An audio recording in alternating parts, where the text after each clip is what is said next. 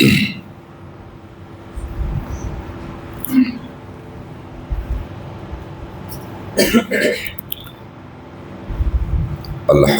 لله نحمده ونستعينه ونستغفره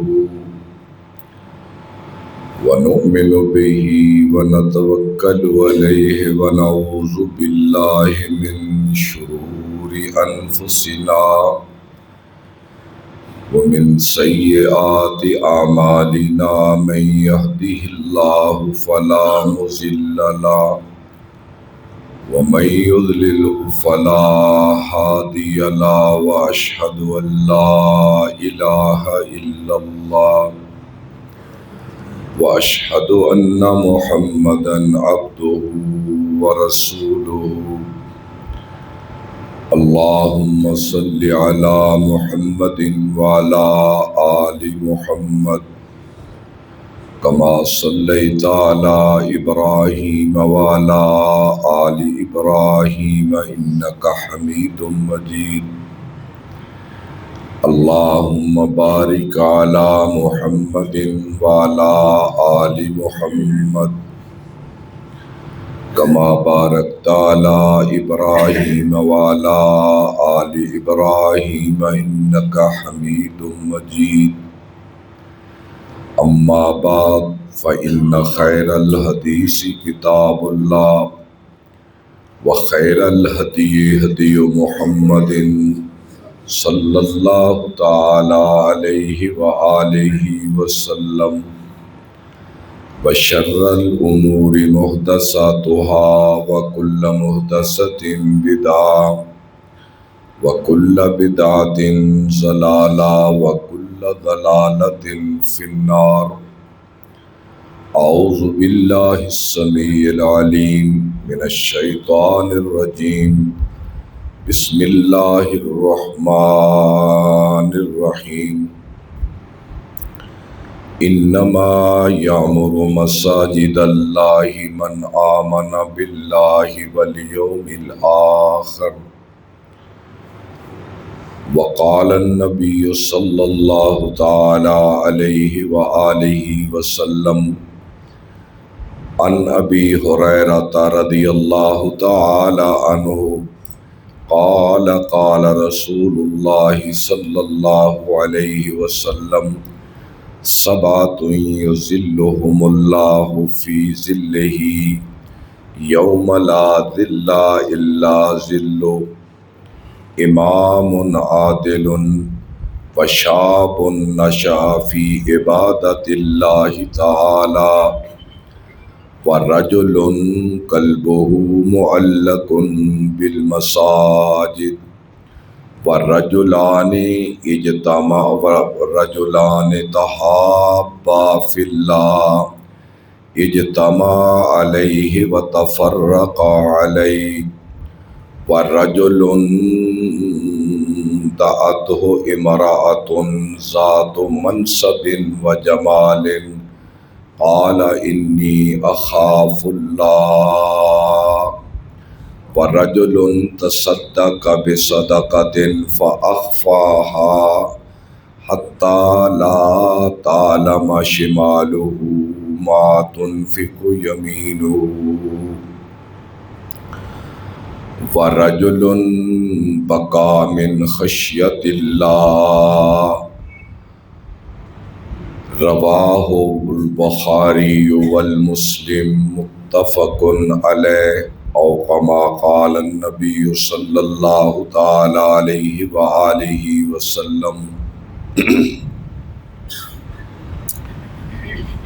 اللہ تعالیٰ کی بے پناہ حمد و ثنا، ان گنت اور لاتعداد درود السلام اولین و آخرین کے امام سیدنا و مولانا حضرت محمد کریم صلی اللہ تعالی علیہ وآلہ وسلم کی مبارک ذات پر۔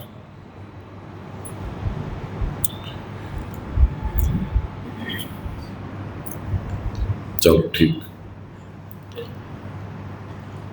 واجب الاحترام میرے معزز محترم محتشم سامعین و حاضرین کرام، میں نے آپ کو حضرت ابو ہریرہ رضی اللہ تعالی عنہ ان کے حوالے سے ایک حدیث مبارکہ پڑھ کر سنائی ہے، اور یہ حدیث متفق علیہ ہے۔ متفق علیہ اس حدیث کو کہتے ہیں جس کے صحیح ہونے پر امام بخاری رحمۃ اللہ علیہ اور امام مسلم رحمۃ اللہ علیہ دونوں نے اتفاق کیا، یعنی کمال درجے کی صحیح روایت، اور اس کو بیان کرنے والے مشہور راوی حدیث سیدنا ابو ہریرہ رضی اللہ تعالی عنہ ہے۔ وہ کہتے ہیں کہ حضور صلی اللہ علیہ وسلم نے فرمایا، قیامت کے دن اللہ رب العزت 7 آدمیوں کو اپنے عرش کا سایہ نصیب فرمائیں گے۔ 7 آدمیوں کو، اور وہ دن کہ جس دن عرش الہی کے سوا کوئی سایہ نہیں ہوگا۔ یقیناً یہ بات سننے کے بعد ہر مسلمان کے دل میں یہ اشتیاق پیدا ہوتا ہے کہ فوراً وہ فہرست ان خوش بختوں کی سامنے آ جائے کہ وہ 7 قسم کے کون سے لوگ ہوں۔ تو ہر ایک آدمی کا ذکر اپنی اپنی جگہ پر ایک مکمل موضوع اور عنوان ہے، لیکن وہ اس کی تفصیلات بیان کرنا مقصود نہیں۔ اس کی فہرست میں آپ کے سامنے رکھوں گا، اور بیان کرنے کا مقصود یہ ہوگا کہ یہ سن کر ہم غور کریں کہ ان میں سے کون سی خوبی ہمارے اندر ہے اور کون سی خوبی ہمارے اندر نہیں ہے۔ آپ نے فرمایا، پہلا آدمی امام عادل، عدل کرنے والا امام۔ اس کے بڑے وسیع معنی ہیں۔ عدل کرنے والا امام، اس کا معنی حکمران بھی ہے، حاکم وقت، جو اپنی رعایا میں عدل کرتا ہے۔ اس کا معنی وقت کا قاضی بھی ہے، جو اپنے سائلوں کو انصاف دیتا ہے۔ اور دنیا میں ہر انسان درجہ بدرجہ حاکم اللہ نے بنایا ہے۔ آپ نے فرمایا، تم میں ہر ایک حاکم ہے اور ہر ایک کی ایک رعیت ہے، اور وہ اپنی رعیت کے بارے میں سوال کیا جائے گا کہ اس نے اپنی رعیت کے ساتھ، اپنے عوام کے ساتھ، اپنے ماتحتوں کے ساتھ کس درجے پر عدل کیا ہے یا نہیں کیا۔ پہلا آدمی تو گھر کا سربراہ بھی امام ہے، خاندان کا سربراہ بھی امام ہے، علاقے کا منصف، ثالث اور پنچایت کرنے والا آدمی بھی وہ حکمران اور امام ہے۔ یعنی جس آدمی کے ہاتھ میں ترازو ہے وہ عدل کے ساتھ تولے۔ وَأَقِيمُوا الْوَزْنَ بِالْقِسْطِ وَلَا تُخْسِرُوا الْمِيزَانَ، کہ یہ کائنات میزان کے ساتھ کھڑی ہے، عدل کے ساتھ کھڑی ہے۔ یہ تو ایک بڑا عنوان ہے نا، عدل، لیکن میں یہاں سے ایک بات میرے ذہن میں آ رہی تھی کہ اسے میں نے ضرور بتانا ہے. گھر کا جو امام ہے، میں اس سے مراد گھر کا کفیل یا باپ ایک کر لو کہ وہ اپنی اولاد کے درمیان عدل کرے، اپنی بیوی سے انصاف کرے. اور اولاد کے درمیان عدل کیا ہے؟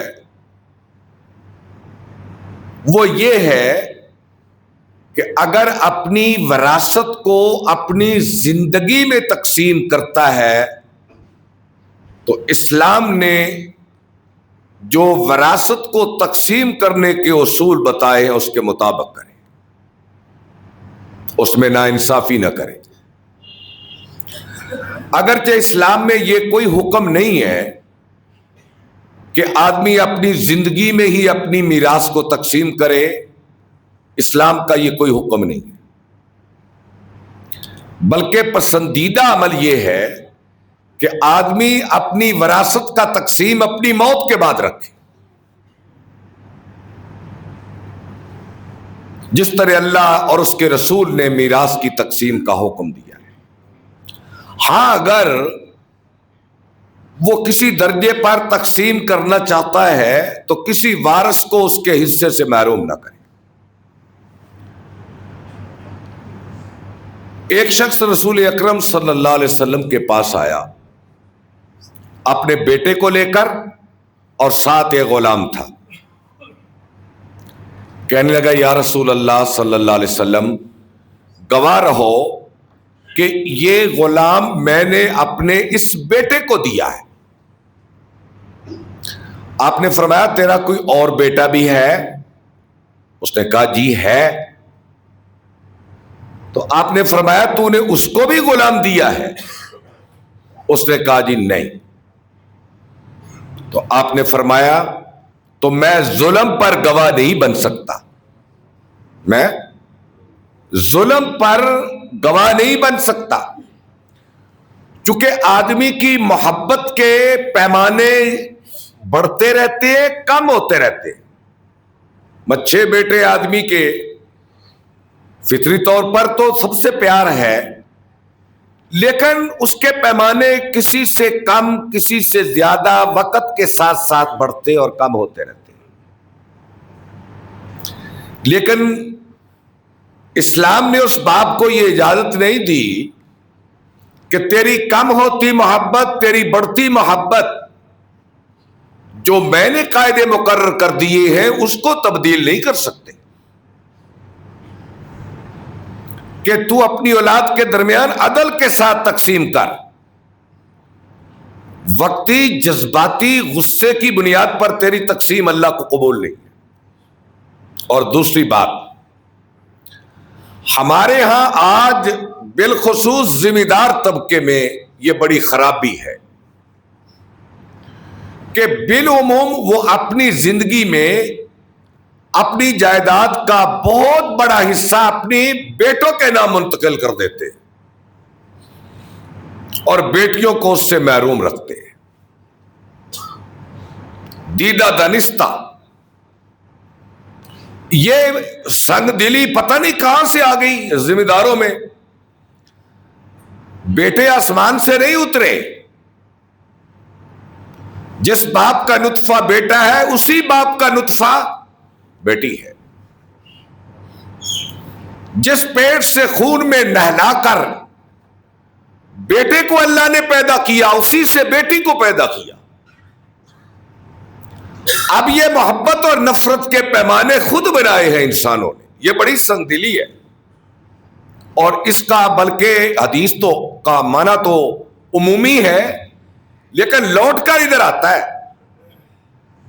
آپ نے فرمایا کہ ایک آدمی زندگی بھر نیکیاں کرتا رہتا ہے، نیکیاں کرتا رہتا ہے، لیکن موت سے پہلے قریب آ کر زندگی کے آخری وقت میں کوئی ایسا کام کر جاتا ہے جو اس کی جہنم کا باعث بن جاتا ہے. ایک آدمی زندگی بھر گناہ کرتا رہتا ہے لیکن زندگی کے آخری حصے میں کوئی ایسی نیکی کر جاتا ہے کہ اللہ تعالیٰ دوزخ سے جنت کی طرف اس کا منہ موڑ دیتا ہے۔ آپ دیکھیں، ایک ذمہ دار یا صاحب جائیداد، یہ ترجمہ کر لو، صاحب جائیداد، وہ زندگی بھر نمازیں پڑھتا رہتا ہے، حج کرتا ہے، تسبیح پکڑتا ہے، سجدے کرتا ہے، مسجدیں بنواتا ہے، مدرسے بناتا ہے، لیکن زندگی کے آخری حصے میں اپنی ساری جائیداد اپنی نگرانی میں اپنے بیٹوں کے نام منتقل کر دیتا ہے اور بیٹیوں کا حق سلب اور غصب کر جاتا ہے۔ یہ سیدھا دوزخ کو جا رہا ہے، کوئی تعویل نہیں اس کی، کوئی تفسیر نہیں اس کی، وہ سیدھا دوزخ کی طرف چلا گیا، اور یہ کام شیطان انسان سے کرواتا ہے۔ آپ بتائیں کہ یہ کس بنیاد پر ہوتا ہے؟ اس کا کوئی لاجک تو بیان کرے، وجہ کیا ہے؟ صرف دنیا داری کہ یہ تھانے داری میرے بیٹوں میں منتقل ہو، زمین کے بل بوتے پر وہ تھانے داری کریں گے اور یہ کام میری نسل میں چلتا رہے۔ اسی لیے زندگی میں اپنی وراثت کو تقسیم کرنا اسلام میں پسندیدہ نہیں ہے۔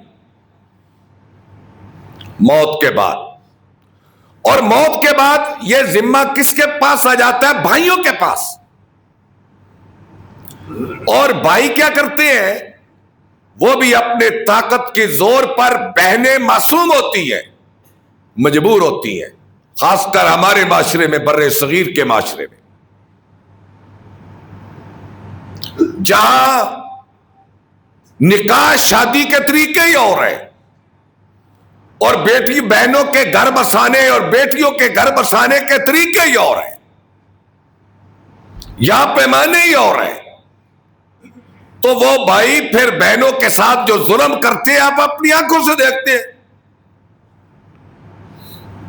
تو اس وقت موت سے پہلے باپ کے ہاتھ میں ترازو ہے عدل کا، اور باپ کی موت کے بعد بھائیوں کے ہاتھ میں ہے، اور بھائی ان معصوم اور بیچاری مجبور بہنوں کا حصہ، اب تو خیر کچھ ڈیجیٹل یہ جو طریقہ کار آ چکا، اب تو انتقال ہوتا ہے بہنوں کے نام، بیٹیوں کے نام بھی، لیکن اس کا علاج ان ذمہ داروں نے یہ نکال لیا کہ اپنی زندگی میں انہیں ہبا کر جاؤ، تو یہ سیدھا دوزخ کا راستہ ہے، جان لے۔ بیٹی کا حصہ بیٹے کو دینے والا، اور بھائی بہن کا حصہ لے کر ہزاروں نمازیں پڑھے۔ رات میں ایک عالم کی بات سن رہا تھا، بڑی کمال کی بات۔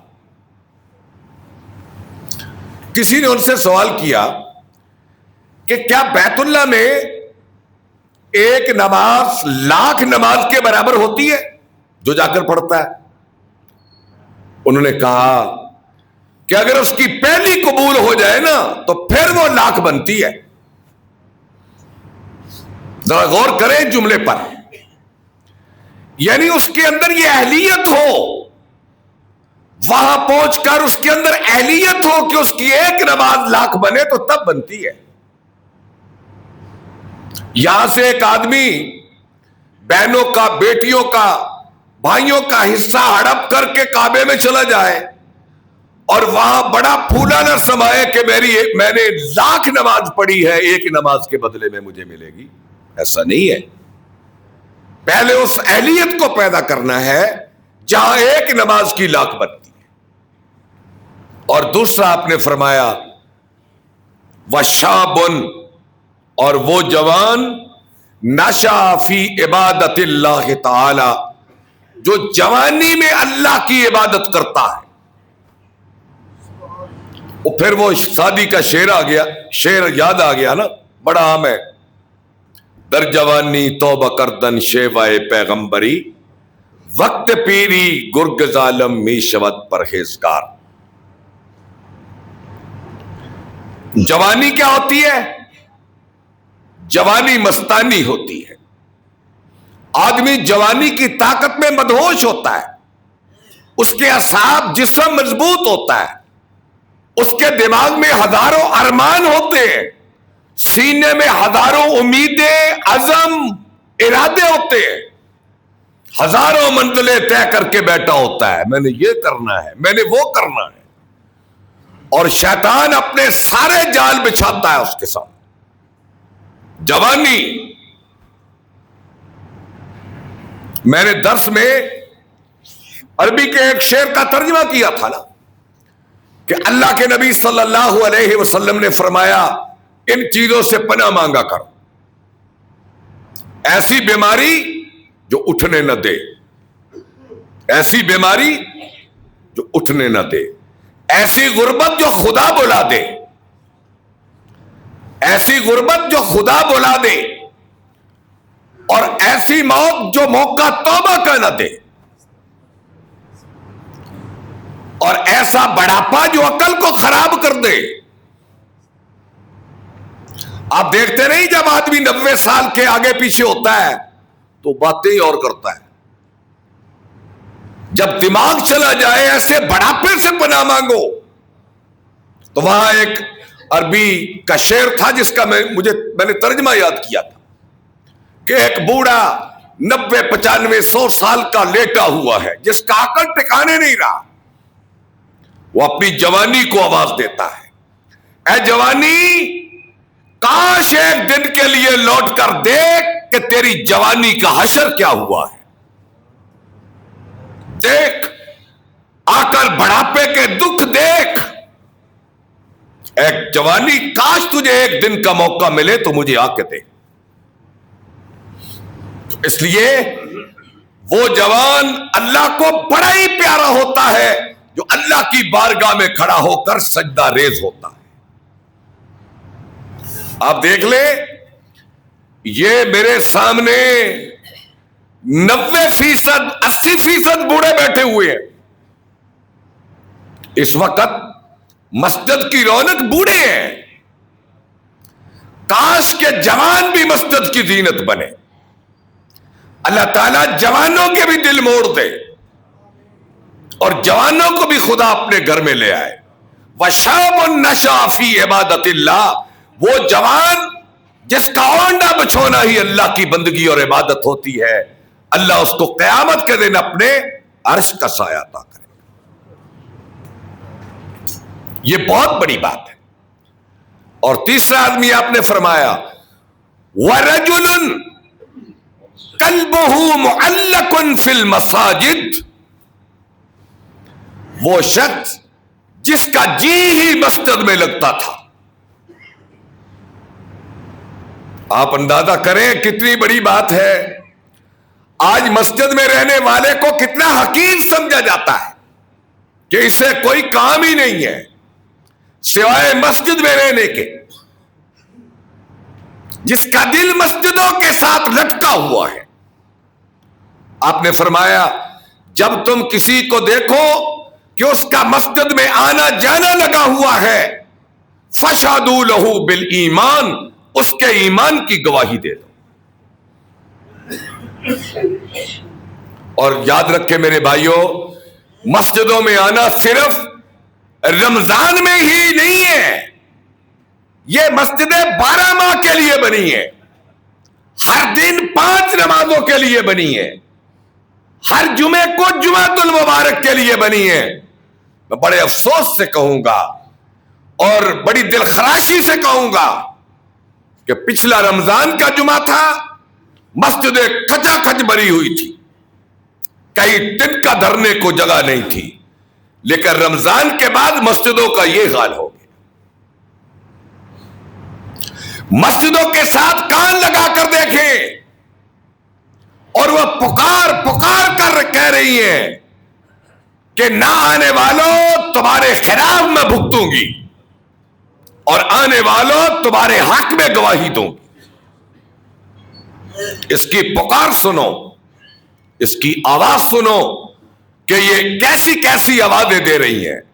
مسجدوں کی ویرانیاں، مسجد مرثیہ خواہ ہے کہ نمازی نہ رہے، مسجد مرثیہ خواہ ہے کہ نمازی نہ رہے، یعنی وہ صاحب اوصاف حجازی نہ رہے۔ مسجدیں رو رہی ہیں، پکار پکار کر کہہ رہی ہے کلمہ گو تو کہاں چلا گیا؟ 5 وقت کی نماز تیرے عقیدہ توحید کی دلیل تھی، جو تو نے کہا تھا نا کہ میں گواہی دیتا ہوں اللہ کے سوا الہ کوئی نہیں، اور اللہ کے نبی حضرت محمد صلی اللہ علیہ وسلم اللہ کے رسول اور بندے ہیں، تیرے اس پکار کی دلیل یہ تھی کہ تو نماز پڑھتا۔ تو نے اللہ کو سجدہ نہ کر کے، نماز نہ پڑھ کے اپنے پڑھے ہوئے کلمے کا انکار کیا ہے، اس کے ساتھ دھوکہ کیا ہے۔ قرآن مجید کی آیت میں نے پڑھی تھی، انما یعمر مساجد اللہ، مسجدوں کو آباد وہ کرتا ہے۔ مسجدیں آباد کس سے ہوتی ہیں؟ مسجدیں سجدوں سے آباد ہوتی ہیں۔ ایک یہ مسجد کا ظاہری حسن ہے، یہ چراغ، یہ پنکھے، اور یہ حسن، یہ مسجد کا ظاہری حسن ہے، اور مسجد کا باطنی حسن وہ سجدے سے ہوتا ہے، وہ ذکر سے ہوتا ہے، وہ تلاوت سے ہوتا ہے۔ اور مسجد نبوی جس کی چھت تپتا کرتی تھی بارش میں، جس کے نیچے سنگریزے تھے، اور ایسے سنگریزے کہ صحابہ جب سجدے میں جاتے تو کیچڑ ان کے ماتھوں پہ لگ جاتا تھا، لیکن وہ سجدے تھے۔ اس مسجد میں وہ آہو بکا تھی، اس مسجد میں وہ رونا تھا کہ حضرت انس کہتے ہیں خطبنا رسول اللہ صلی اللہ علیہ وسلم، آپ نے ایک روز ہمیں ایسا خطبہ دیا کہ اس سے پہلے ایسا ڈرانے والا خطبہ نہ دیا تھا۔ اور اس کے بعد آپ نے فرمایا اے میرے صحابہ، جو میں جانتا ہوں اگر تم جاننے لگو تو تم روتے ہی رہو۔ تو صحابہ نے اپنے سر کے کپڑے اپنے چہروں پہ ڈال کر مسجدوں میں چیخیں مارنا شروع کر دی۔ مسجد نبوی کے اندر یہ مسجد کا باطنی حسن تھا کہ سجدوں میں رونا، آنکھوں سے آنسوؤں کا بہنا، غور سے قرآن مجید کی تلاوت کرنا اور اللہ کے ذکر میں مگن رہنا، یہ مسجدوں کا باطنی حسن تھا، لیکن افسوس کہ وہ باقی نہ رہا۔ وہ باقی نہیں رہا۔ باقی ہر مسجد میں چراغاں تو موجود ہے، روشنیاں تو موجود ہیں، خوشبوئیں تو موجود ہیں، لیکن رونے والے نمازی اب باقی نہ رہے۔ مسجدوں سے دل لگائیں، یاد رکھیں آپ مادیت کی دنیا میں جتنے بھی اوپر چلے جائیں، لاکھوں کروڑوں اربوں وسائل اکٹھے کر کے تجوریاں بھر لیں، بڑے بڑے محلات کھڑے کر دیں، اور بڑی وسیع زمینیں لے لیں، بڑے بڑے کارخانے لگا لیں، بڑی بڑی فیکٹریاں چلا لیں، بڑے بڑے نظام چلا لیں، مجھے قسم ہے رب العزت کی عزت کی، اگر دلوں کو قرار ملے گا تو خدا کے گھروں میں ملے گا۔ آزما کر دیکھ لو، دلوں کا قرار، دلوں کا سکون، اور یہ زنگ آلود دلوں کو اگر روشنی ملے گی تو خدا کے گھروں سے ملے گی۔ یہ آخری ٹھکانہ ہے۔ جب دل بے قرار ہو جائے، سوچے کشمکش کھائیں اور انسان خودکشیوں پہ اتر آئے، اس زمانے میں خدا کے گھر میں آ کر دیکھ، اللہ تمہیں ہر مصیبت سے آزادی دے گا۔ اللہ کے گھر سے دل لگا کر تو دیکھ۔ اور اس کے بعد یہ 3 آدمی ہو گئے، عدل کرنے والا امام، نوجوان عبادت گزار، اور اللہ کے گھروں سے اپنے دل کو لگانے والا۔ بلکہ میں تو سمجھتا ہوں اور بلکہ اللہ کے نبی کا فرمان بھی ہے کہ مومن مسجد میں اس طرح ہوتا ہے جیسے مچھلی پانی میں، اور منافق مسجد میں یوں ہوتا ہے جیسے پرندہ پنجرے میں۔ آپ پرندے کو دیکھتے ہیں پنجرے میں کیسے بے قرار ہوتا ہے، اس کا جی چاہتا ہے جو ہی دروازہ کھلے اور میں فضاؤں میں اڑ جاؤں، اور مومن مچھلی کی طرح آرام کرتا ہے، مسجد میں اس کا جی لگتا ہے، وہ نماز کا انتظار کرتا ہے، وہ فرض نماز کے بعد ایک کونے میں بیٹھ کر ذکر خدا میں مصروف ہو جاتا ہے، اس کا مسجد سے نکلنے کو جی نہیں چاہتا۔ اور منافق، میں کسی کو منافق نہیں کہتا، ہم خود اپنے گریبانوں میں جھانکے کہ جس کا مسجد میں آ کر باہر فارغ ہے، کوئی کام نہیں اسے، بالکل اللہ نے فارغ البالی دی ہے، لیکن چند لمحے مسجد میں ٹھہرنا اس کے لیے مصیبت بن جاتا ہے۔ یہ بھی ایمان کی علامت ہے، مسجد میں جی لگنا۔ تو اس لیے جن لوگوں نے مسجد میں اعتکاف کیا ہے وہ اس بات کی دلیل تھی کہ ان کا مسجد میں جی لگتا تھا۔ کیا خیال ہے؟ ورنہ 10 دن گھر بار کو چھوڑ کر، بیوی بچوں کو چھوڑ کر، کاروبار زندگی کو چھوڑ کر ایک خیمے میں یکسو ہو کر بیٹھنا، منافق تو نہیں بیٹھ سکتا، یہ مومن ہی بیٹھتا ہے۔ یہ اتنا وقت پوری دل جمی سے اللہ سے جی لگا کر بیٹھتا ہے تو مومن ہی بیٹھتا ہے۔ اس لیے دعا ہے جن لوگوں نے اعتکاف کیا اور مسجدوں کو رونق بخشی، اپنے سجدوں سے مسجدوں کو آباد کیا، خدایا تو ان کے گھروں کو آباد کر، یا اللہ ان کے دلوں کو نور سے آباد کر، اور ان کی آہو بقا کو، ان کے رونے کو، ان کی دعاؤں کو اپنی بارگاہ میں قبول و منظور فرما۔ وقت تھوڑا ہے اور میں نے 4 آدمیوں کی فہرست بیان کی ہے، انشاءاللہ 3 آدمیوں کی آئندہ جمعے میں باقی عرض کروں گا۔ وآخر دعوانا ان الحمد للہ رب العالمین۔